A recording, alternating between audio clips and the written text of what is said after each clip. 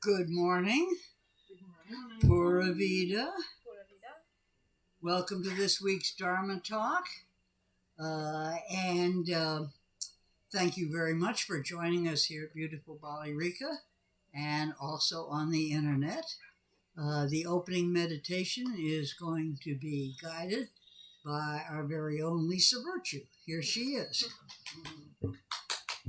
Yeah. Wow, applause. Yay.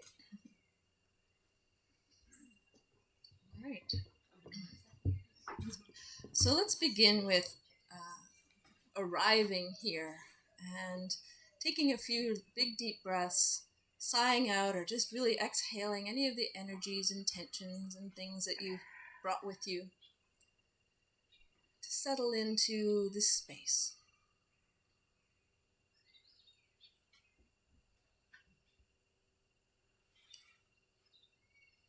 Now, you may realize that scientifically we are all made of energy. Everything is made of energy. And we have an energy field around us that is our energy field, which is our thoughts and emotions emanating from us. And if you're not conscious of that, you may have picked up on it unconsciously by recognizing if there's somebody who is angry or upset or in distress, you may not want to snuggle up right next to them. You might want to be on the other side of the couch or the house or out of the house, far away, because that energy is projecting outward from them, and it's their vibrational field is vibrating in that form. And so we are picking up on that. We're feeling that. It's impacting our energy field, and it's not coherent with ours. It's discordant. And so we want to be away from that. On the inverse, if there's someone that's happy and joyful, it's nice to be near them, because then we feel that joyful happiness as well. Unconsciously, in our world, we are inundated with media and negative things and stimulus, sounds. And in kind of a protective way, we shoot our energy field way, way out. And if we were just by ourselves in the jungle, this could be very helpful for us to sense a jaguar sneaking up. But we're not. We're in with people. And so we're actually just picking up all the stuff from everyone's energy fields. And then we're feeling agitated, and it's hard to settle. So I'm going to recommend we do something. So let's close our eyes. And I want you to visualize or imagine that you're contracting your energy field back from however far out it is. And you're bringing it back to very close around you. So close that it's not going to impact anyone beside you. So you're just imagining that you're drawing that inwards, closer and closer, enveloping yourself in a small little bubble of your own energy.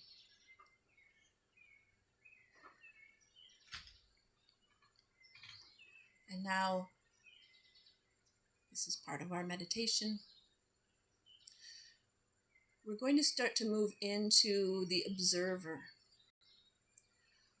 where we're stepping outside of ourselves in a sense, and we're noticing the thoughts and the feelings that are arising. So first you can notice where you're starting, how your emotions are feeling, how your mind is feeling. If it's busy or quiet.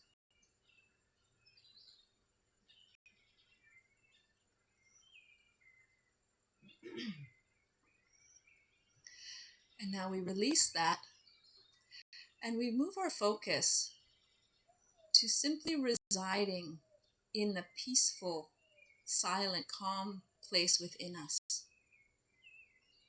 And when thoughts arise, we notice them and we choose not to engage with them, not to be drawn into their stories.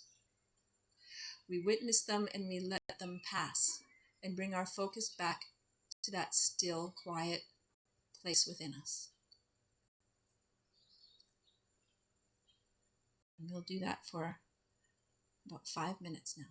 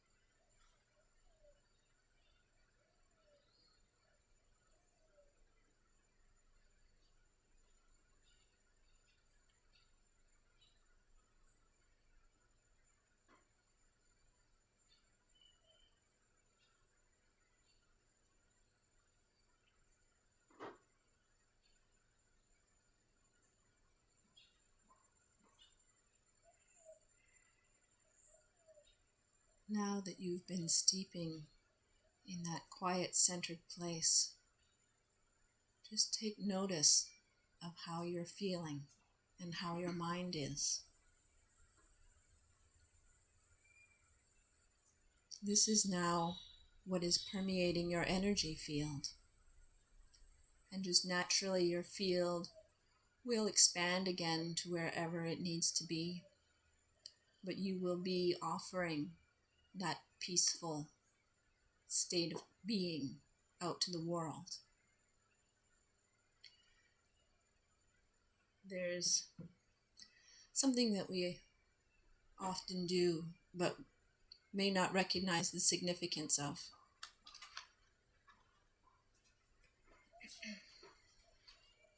And that is namaste. We use it as a greeting or to end our classes. But the meaning of namaste comes to, I honor the place in you where the entire universe resides. I honor the place in you of light, love, truth, peace, and wisdom. When you are in that place in you, and I am in that place in me, we are one. And so we've just steeped in that place within us. And when we offer namaste, we are choosing to see that in someone else and to see that in ourselves. And that is our contract with each other, that we're going to look beyond the humanness to that Buddha nature within us. So, namaste. Namaste. Hey. You're welcome. Thank you. Very timely. For me, anyway.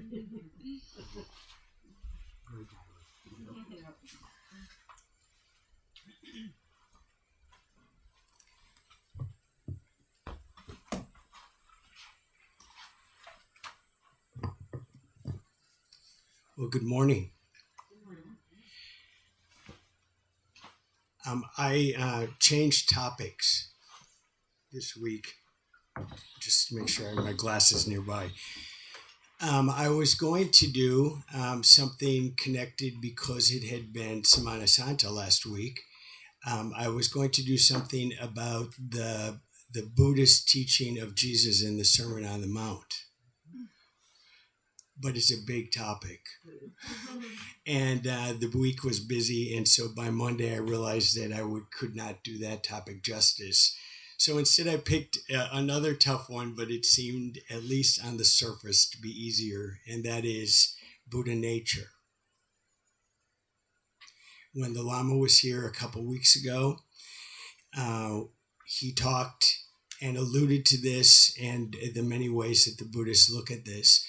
And I have about 10 personal stories about what our nature is, and I'm only going to share one today and not right now.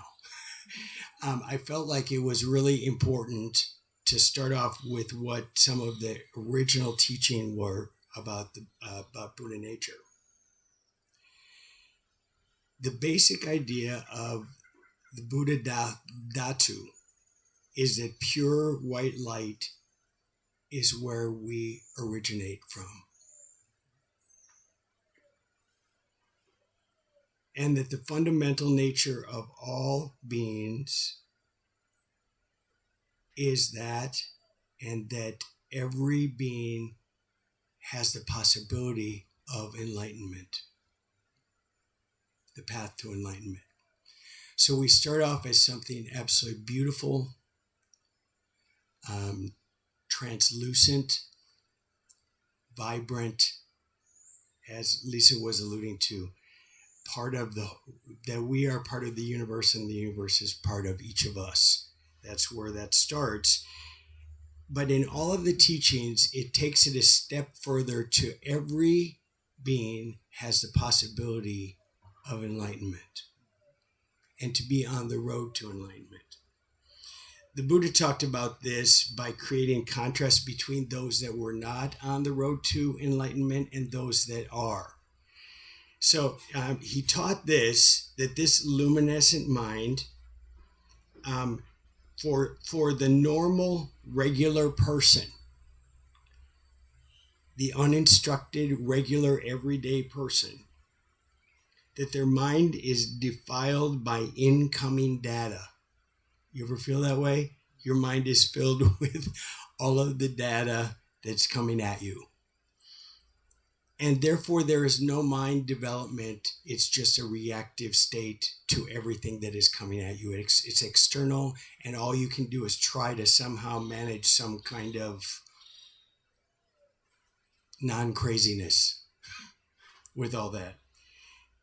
The Buddha contrasted that with well-instructed disciples of Buddhism who discern what is actually present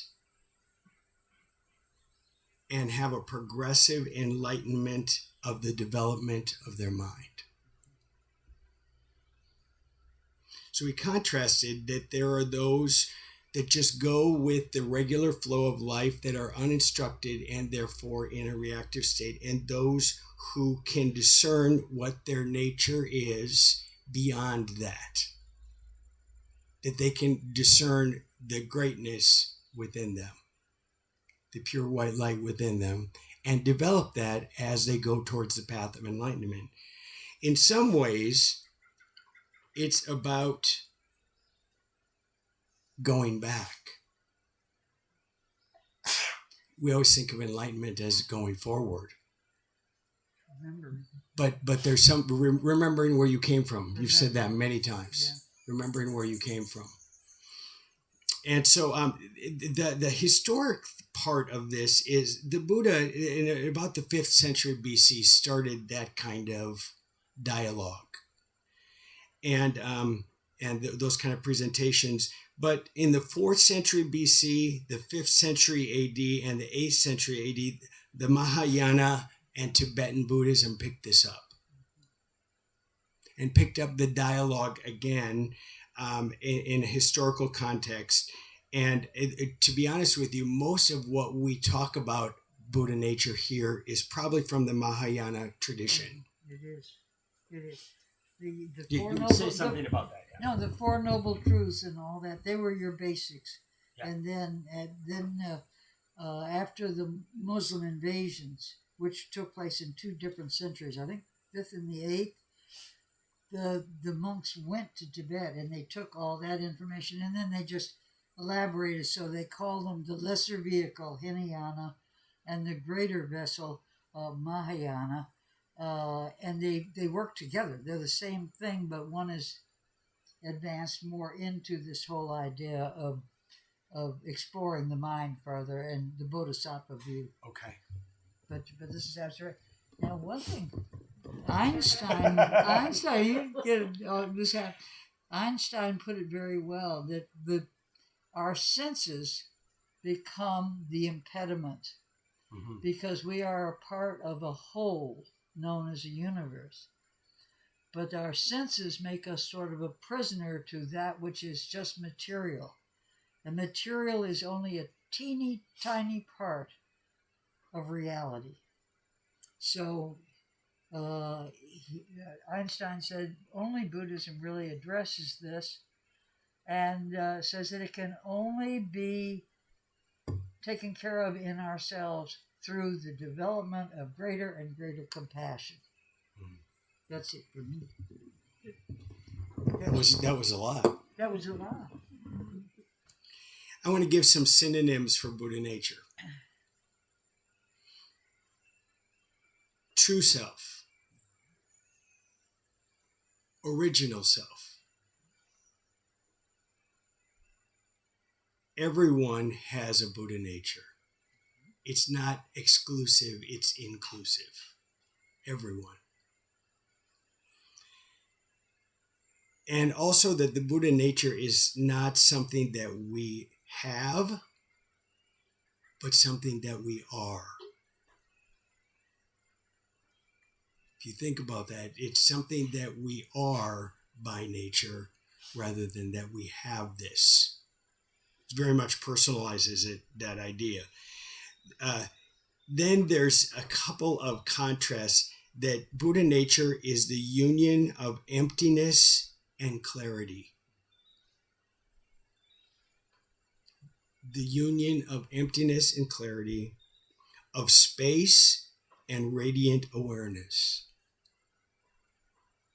It's that space, and that's the mystery of it, is that pretty strong combination. It's something that you are together with all beings. This something is that everything and everybody is enlightened by nature. It kind of takes away any kind of divisive and labels, that we're all part of the same. We are all part of the same something big, something beautiful, something spectacular. So this Buddha nature is a process idea. You begin the process of retraining your mind towards spaciousness and towards awareness.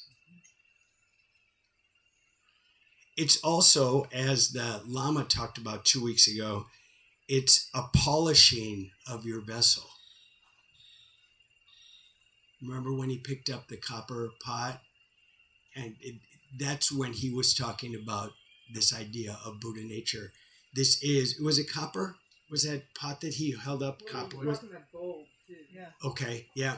Anyway, he used that instrument to show that despite any kind of corrosion that comes through the sensory data and through the influx of things, it is the very pure thing that it was made to be.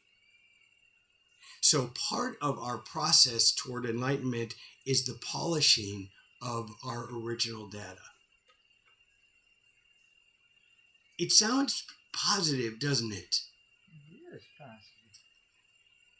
It's also a returning possible. it's Positive and possible. Positive and possible. However, just doesn't come to us as we take a siesta. It comes through us through the redevelopment and the retraining of our mind.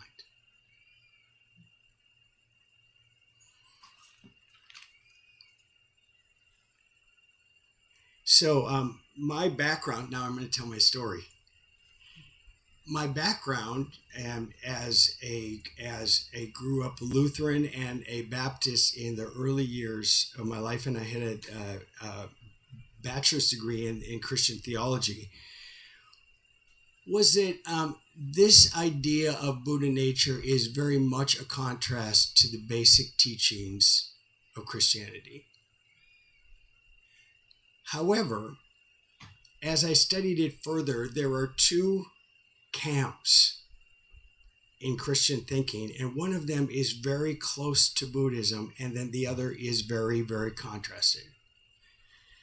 And I worked in churches until I was 38, and then was I can just say this, even if my church friends are here on the internet, I was booted at 38, and it was a very, very tough time, and a lot of looking at things. I actually think that one of the reasons, among many, why I was booted was that I was more of a Buddhist in those days than I was a Baptist. And it always got me in a little bit of trouble. So in my trying to find where my spiritual roots were, I went to a pastor at a church called Spirit of the Lakes in Minneapolis. A Unitarian church, very different than my backgrounds. And I was puzzled and confused.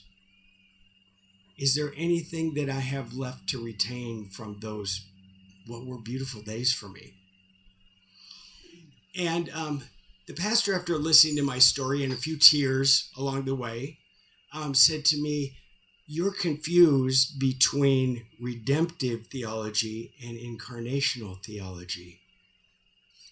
So I'm going to explain that for a minute. Sharon, you looked puzzled there, so I'm going to try to explain that quickly.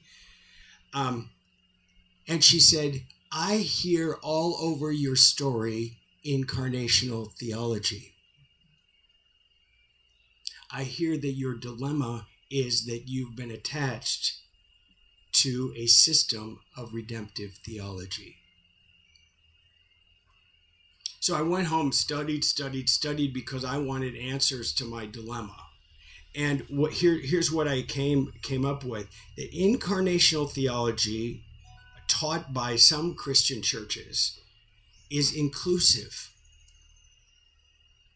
as Buddhism is inclusive. That your nature is that heaven is within you in that theology. That you need to return to what you've been given. Sounds directly Buddhist to me. So, and the woman pastor said to me, redemptive theology is exclusive. You are born wrong. You are, not only are you born wrong, but then you do wrong. And therefore, something has to be done about your problem. And that is that a God needs to come and take care of your problem through some kind of sacrifice, built both into the Jewish, Muslim, and Christian traditions. All the Western traditions, that something needs to be done outside of you to make this better. That's a redemption. You needed an agent by which you can be made clean again. You know this background? Sure. Most of us are trained. Repent. And then somebody out there says, okay, you're forgiven. Right. Repent. Right. So it's very much, to be honest with you, it feels very much out there and very sensory. I'm not, by the way, trying to talk you out of that viewpoint today. No, we don't. This is not about choosing sides. But for me, that incarnational theology where your origin is that you were born good, that you're great, that you're beautiful, that you're whole, that you're healthy. Now, as you live life, let's be realistic here. The jar tarnishes. We're influenced. The world gets to us. We absorb the influence, and therefore our pot, which is still there, has the residue of our influences. And with that, we have two choices: have somebody else clean us up, or we move towards the path of enlightenment, where we change our mind from the things that are troubling for us, and we become clean and whole and enlightened. It's just like the Field of Dreams movie. I've said this before. Incarnational theology is, if you build it, it will come. If you open yourself, it will appear for you. And that is that it's already here. That's right. That will appear and will continue to appear. The real beauty of you. The radiant person that you are. Jeff, let me add, in the second noble truth, that's why ignorance and delusion are the causes of so much suffering. Because the ignorance is of not knowing who you truly are, which in this is like go into the light. It's your own true nature. It is home. And the delusion that people have given you that you were born sinful or that you are in some way dirty, this is tarnished your ability to see yourself clearly. Mm-hmm. Tarnished is the right word, isn't it? Yeah. That if you build it, they will come, a spacious idea, is contrasted by redemptive theology, which says it has been built for you. Enter in. That's good. Yeah, that's good. So I was trying to make clarity and yet not be divisive. about this, just some clarity about the different ways of thought and how that fits in with Buddhism. Jesus, in the Sermon on the Mount, of which I'm going to study for you all in the future, was incarnational. He was inclusive. Then, if you really study Jesus' life as recorded in the book of John, you see that he was the only religious person of his day that was inclusive of all people. All sentient beings. The people that were rejected were Jesus' friends. The people that were rejected by the religious hierarchy of the day. Actually, Jesus thought the only enemy was the religious hierarchy of the day. He called them whitewashed tombs. Pretty strong language. And he drove them out of the temple. Pretty powerful stuff. So if you look at his teaching and if you look at how he built relationships in the book of John, if ever you want to do that, take a Bible out and read how Jesus reacted to the Samaritan woman, how Jesus reacted to the man, the leper who was in his house, how he did to the Nicodemus, who was chapter 3, I think, of John, which was where the born again phrase comes from. Yep. He didn't even reject the religious hierarchy when they came to him with an open sense of things. And that's why that is so incredibly comparison and similar to the Buddhist idea. So I rewrote Psalm 139 in a Buddhist way. This is the most dangerous thing I'm going to do today. Who gets to rewrite the Bible? Only Jeff, evidently. So Psalm 139, an absolutely fantastic psalm. All about God knowing us. So I want to rewrite it with the same set of words, similar words, in a way where we are speaking to our true nature rather than to a God. I have searched for my true nature and come to know it. I have perceived when I sit and rise and my thoughts from afar. I monitor my thinking and actions and am increasingly familiar with all my ways. Before a word is on my tongue, I can actually know it.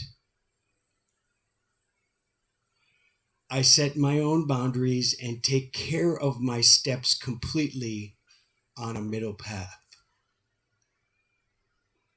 This growing wisdom is enriching for me, lofty, yet attainable through the training of my mind. My inner spark was perfect in my mother's womb. I understand that I am fearfully and wonderfully made, pure white light. My illumination was not hidden or tarnished when I arrived in that secret place. How precious are my illuminated thoughts, and how vast is the sum of them. Were I to count these elevations, they would outnumber the grains of sand. As part of that whole, that we are part of the universe.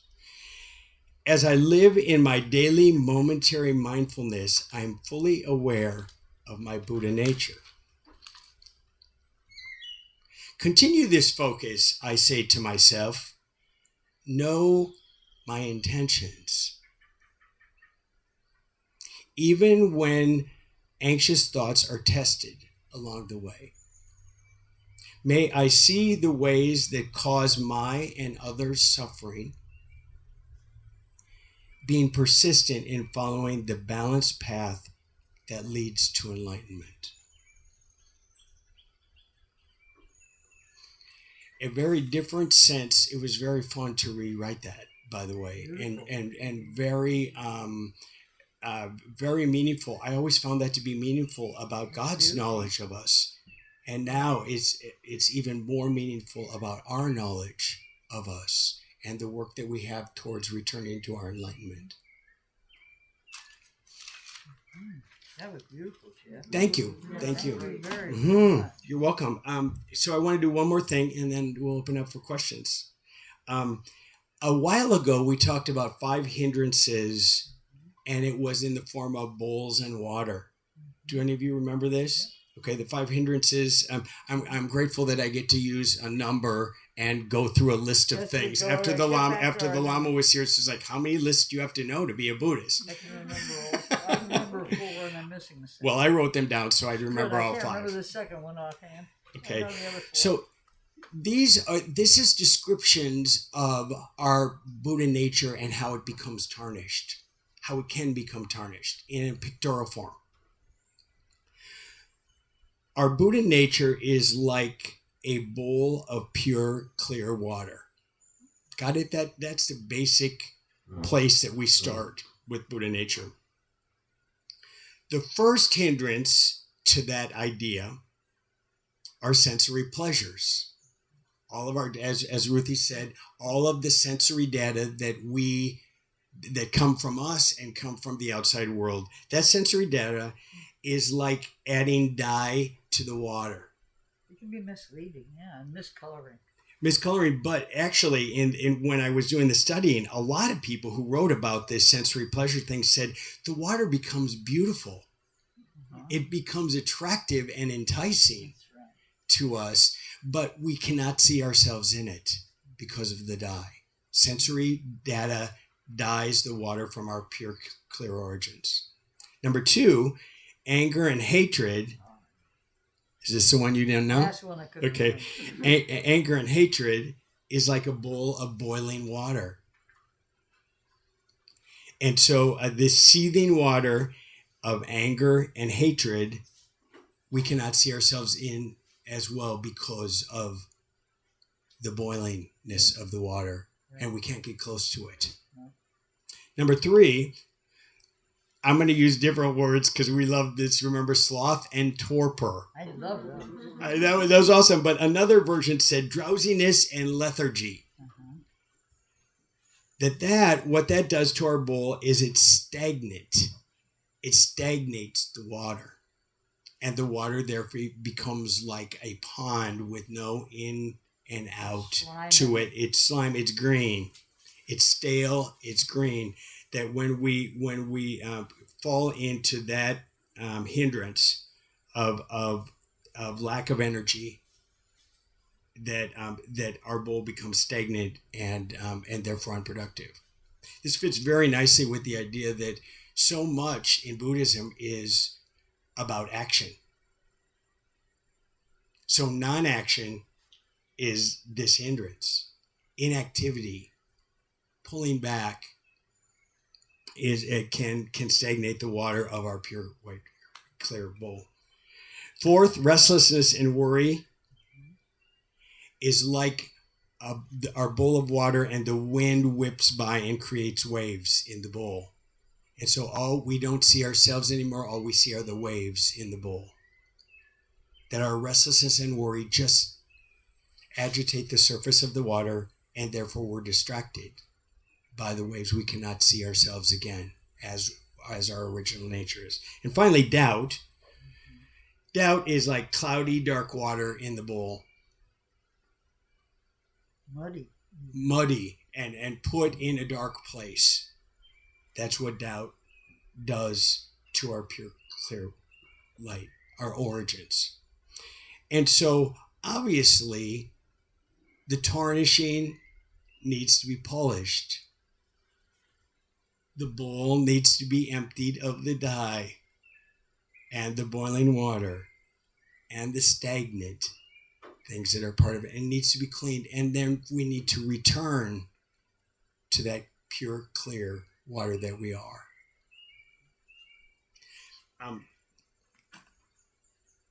I always doubted the idea that infants were born bad. I went to confirmation class, and when they had to teach that in the theology of confirmation class, me and the pastor's daughter both raised our hands, and the pastor's daughter said to the pastor, "If that's who your God is, I'm out." That's what she said to her father in front of all the kids in the class. And I loved her. She was awesome. And we sat by each other. We were kind of troublemakers in the class because we were interested. And I almost didn't get confirmed because her father wanted me to be confirmed, and I had my doubts. I had my dark corner that I had gone to about all this. And he still said, "No, you were one of the most interested people in the class. Of course you should be confirmed. You're somewhere on some kind of a path. I don't know what that path is, but you need to mark this time." And he said, "By the way, you're a great influence on my daughter." But you want to know, I am really attracted to the idea of being pure, clear, white light. From which you manifested and to which you will return. Right, and so it's circular. That's what you will return to, and so it's so much easier to work from a clean bowl. And so I think one of the challenges for all of us in where we land, on this spectrum of what our nature is and those things, is that there is a perfect us that's like all the other perfect us's. We are part of a universe of perfect us's. You ever get a sense of that when you go somewhere? Like, everybody is something. Everybody is a gift. Even the challenging people are gifts. And then our goal is to work toward our own discipline of that. Does this make sense? Oh, yeah. Absolutely. It's encouraging, and it's also not divisive. This is inclusive material. What fits for you, take it. What doesn't fit for you, don't take it. Mm-hmm. That's kind of the beauty of it. You don't need to sign on some contract. You make your own contract with your beautiful self, your origins, and then how. The one thing that really struck me that I didn't spend time at here is when we really tie into our true Buddha nature, we realize the suffering we cause other people and that we cause ourselves. And we work our way away from those things toward happiness. Mm-hmm. Comments, questions? It's a big topic. I think the Dalai Lama, if I get to see people going here a little bit, because I know everybody's minds are working. The Dalai Lama is really, really, really important in our world today for interfaith. And one of his teachings that's very powerful is don't give up on the religion into the culture into which you were born. Buddhism doesn't try and convert you. These should be universal truths. And you can take them and you can work them into any religion that you want to. There's no sense of criticizing someone else's belief system, but it should be open to investigation. And as he says, what works in Buddhism for you as a Christian or as a Muslim or Jew, whatever, just take it and use it. And just take the labels off. I do think, from the kind of experience that Jeff is talking about, that I do recall that at some point it says Jesus wept. Because there is so much that is mispresented within the faith in which I grew up. So it's very good to be able to not, without criticizing, to compare and choose what works for you in your heart. Somebody else comment? Thoughts? Questions? Mark, was surprised. That's okay. Lately, I've been having conversations with somebody in North America who's preparing to depart, cross over. Okay. And the nature of the conversations are those of a spiritual nature, of uncertainty about a life that's lived and what happens in the transition and then what happens after the transition. And we've explored an amazing array of teachings. However, the day is getting, I feel, closer, and the person's getting a little bit more concerned. And the nature of the pure light has come up. And as a Catholic, is uncertain of these other teachings, how it reflects into her spiritual teaching and what we're exploring. And what you wrote today was absolutely stunning. It was, Beautiful. very, very well put. Because unless I'm mistaken, the teachings from the Bible and everything else don't connect with the light. If anything, it says walk towards it. That's right. And somehow in all of our teachings we get confused. And the Buddhist teaching is, well, you can walk towards it. You can walk towards it, but as soon as you recognize you are it, you've already made the journey. Now just express yourself that way. And if I'm not mistaken, isn't that kind of what the teachings of Jesus was? Yes, the teachings of Jesus and Buddha are like this. But that is a teaching. I believe that it's in those Matthew 5-7 verses. You are the light of the world. Yeah. Don't hide it. Mm-hmm. I'm not quoting the rest of it well, but you are light. So be it. Find it. Be it. And so you want to know that's kind of the process that I think Jesus was getting at. And there were people who met with Jesus who all the rest of the people had doubts about, and Jesus would often say things like this: "You're on the road. You're on the right." Even if they were waffling around, he's like, "No, you're on the road." That's what that pastor said to me at confirmation. He said, "You're on the road." And he did something very Buddhist in that I said, "I know you have to say this creed publicly with everybody else." And I said, "I buy into about 50% of it. What do I do?" And he said, "Don't say the other 50%. It may come to you later. It might. Later It might, but life, at that may suddenly you may see it from an entirely different angle. Absolutely. Yeah. And say, "Oh, I just didn't see it that way." Yeah. So, yeah. So was it clear that the incarnational theology and the redemptive theology, what their origins are? Yeah. Does that help at all? It really helped me at some point in time. That the truth was within me. I just needed to get to it. Well, in the West, our whole culture is our whole culture in the West. It goes towards the redemptive model. It does. That we punish people and we push people and we control people, and you know, it's a different cultural level, not just religious, and so, you know, it's. I think Jeff is making a really good point about saying this is not to be critical, because, you know, the first thing you learn in life is don't talk about politics or religion because somebody's going to get upset. But the fact of the matter is, if you're going to lead a spiritual life, you're going to come head on into these questions. And if you were raised in a sincerely Christian family, you have a lot of doubts and a lot of questions.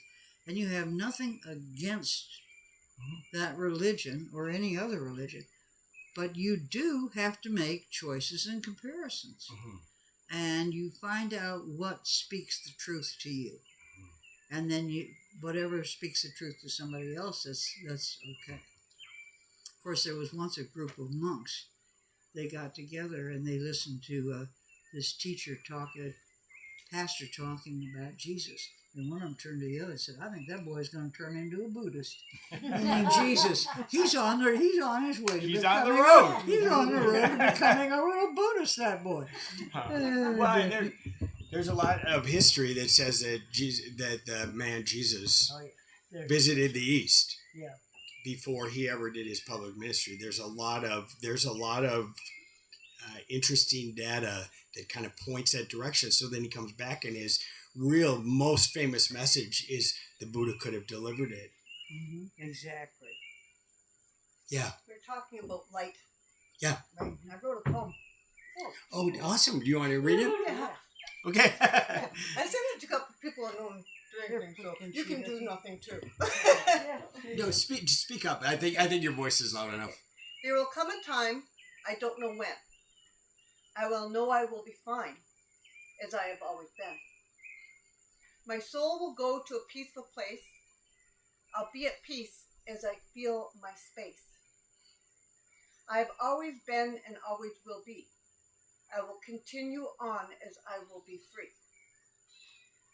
Some thought it was wrong and that they were right, but I always knew I was good because I came from light. Beautiful. There is no beginning, there is no end. So don't worry, my friend, I will see you again. Awesome. Hey, we need to That's a good post one. those. That's beautiful. That's it. That's Perfect. it. That's a good summary for our day. There you go. That girl's on way being Buddha. I think you're on some kind of a path. Any other comments? Yeah. This was a lovely time at Easter and Passover. Yeah. With spiritual friends, to just say it like it is. Mm-hmm. We have doubts, we have questions, we have to find the answers. And I think for a lot of us, we've found much comfort and resolution of the teachings of Christ with the teachings of the Buddha. Forget the institutions, the direct teachings. Should we do loving kindness? We can, but doesn't anybody else have anything else to say? That was so wonderful. This is not exactly, it's somewhat about what we're talking about, but Barb has a topic that she'd like to bring up, and it may be today, it may be next week that we expand on it, but Sure. if you'd like to present now. Okay. Who is this? Barb. Oh, Barb. Hey, Barb. The topic is totally different. It's not Buddhism or spiritualism. It's practicalism, and it's about death and dying, and being prepared, and being prepared down here. And I went through a period, just briefly.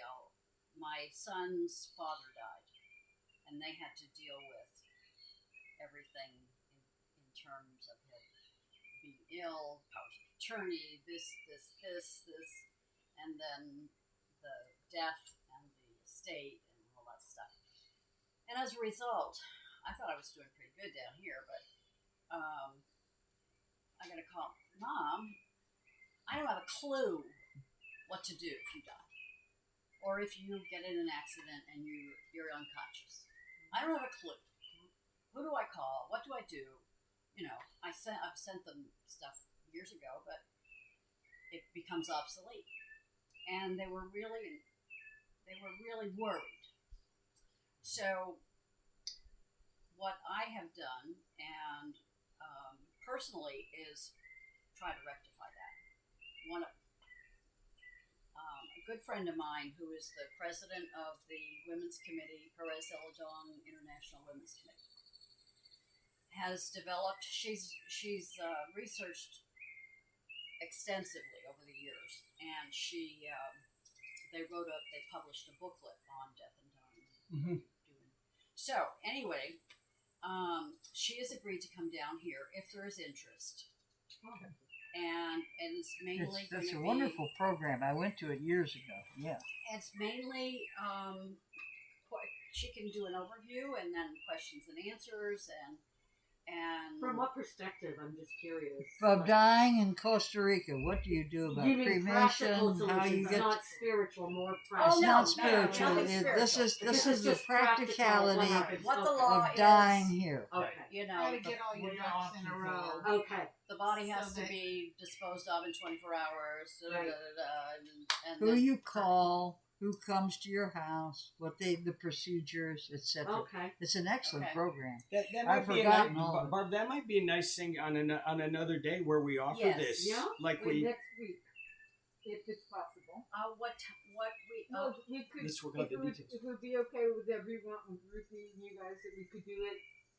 Would it be an hour that she would talk? she or- said about 45 minutes, Okay. up to an hour, depending on questions. So, Well, we're- that wouldn't do any good for the people on the internet, Yeah. unless they're from here. No, I think if we tape her, that would be a really good thing to share. Yep. It might, Bulletin yeah, board, it you know, might. for people. What do you think? Do you want to do that next Thursday, or what do you think another Oh, time? no, anything anybody wants. Next Thursday. Or another day. Doesn't have to be Thursday. This Okay. space is available All right. whenever. Okay, let's Why- work out why details don't afterwards. Yeah, do that. As I say, That's awesome. we could do it on Thursday. I'm not sure about our people on the internet whether Or this whether we go back this is to a that. very when very she's available. secular. She's uh, available any day except Wednesday. So, Okay, good.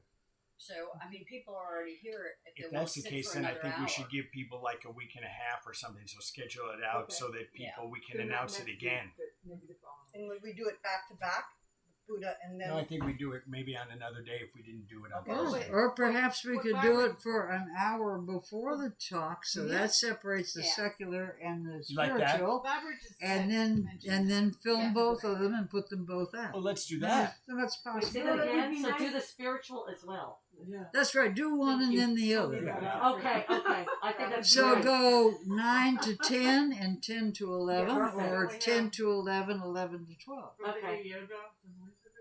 We'll sort it out. We'll Okay. sort it out. Okay, Alright. got it. Is there I'll try. interest? Yes, Okay. but please Oh, do this yeah. before we leave. I'm leaving in 2 weeks. I We'll wanna- try. Yeah. We'll You try. try. Okay. Okay. Okay. If not, you'll get to see the video. Yeah, That's absolutely. true, Then we'll have the yes, video. okay. Yes.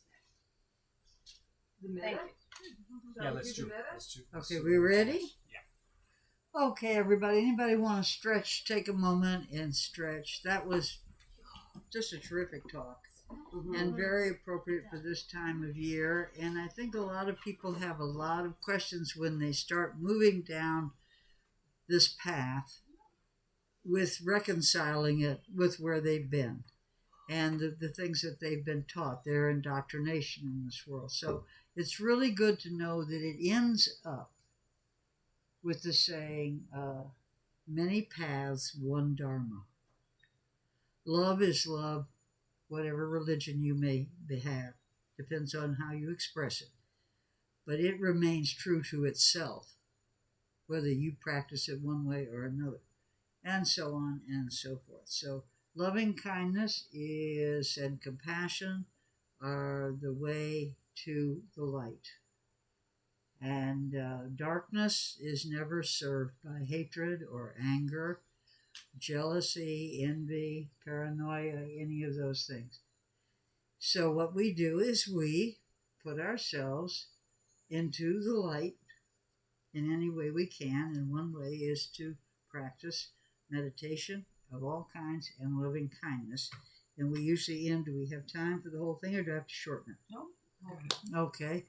So for those of you, or is anybody new here, you choose 5 people: yourself, someone you love very much, a neutral person. That's like someone who waits on you, but you never knew their name, but you really enjoy seeing them every week when you shop, or a neighbor or something. A person with whom you are in conflict, and all sentient beings. So you are starting with yourself. In Buddhism, you don't think that you can start out there and be bad yourself. You start with yourself. You work on yourself first, and then you move outward and outward. So it's an expansion and an inclusion all at one time. So just repeat in your mind to yourself a phrase after I say it. You can change these phrases. You can rewrite. It was an absolutely beautiful poem. I want to be sure we have that. You can say that in lieu of this. You can do whatever you want to that works for you. But this is just a sort of standard model. Okay? So, take a deep breath. Close your eyes. Feel centered. Let yourself get into that space Lisa's talking about, your own aura around yourself. Then repeat after me, beginning with yourself. May I be well. May no harm come to me. May I live with ease, calm and peaceful. May I be happy.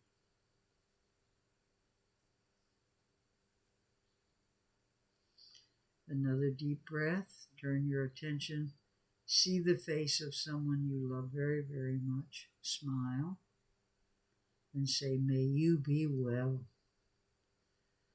May no harm come to you.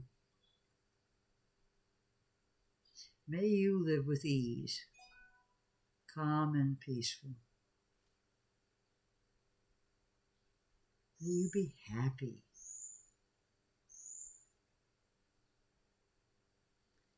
And now to your neutral person. Smile again. Say, may you be well.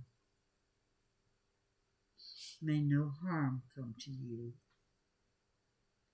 May you live with ease, calm and peaceful. May you be happy.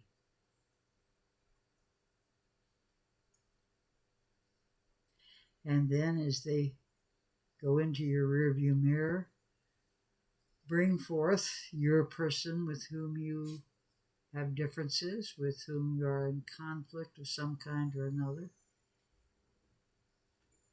and mean it with malice towards none, as Abe Lincoln said. You say to them, may you be well. May no harm come to you. May you live with ease, calm and peaceful. May you be happy. Let that settle like that bowl of water for a little while into a bowl of clear goodwill. And then put your hands on your heart. Bring to mind 8 billion people in this world and all the suffering that's in this world, and the fact that every single person, whether they're at war or peace, sick or well, they're all humans, they're all sentient beings, and we all come from the same clear white light. And now you say to yourself, to them, may all beings everywhere on this plane and all other planes be well. May all beings everywhere be safe. May all beings everywhere be free from suffering. May all beings everywhere be happy.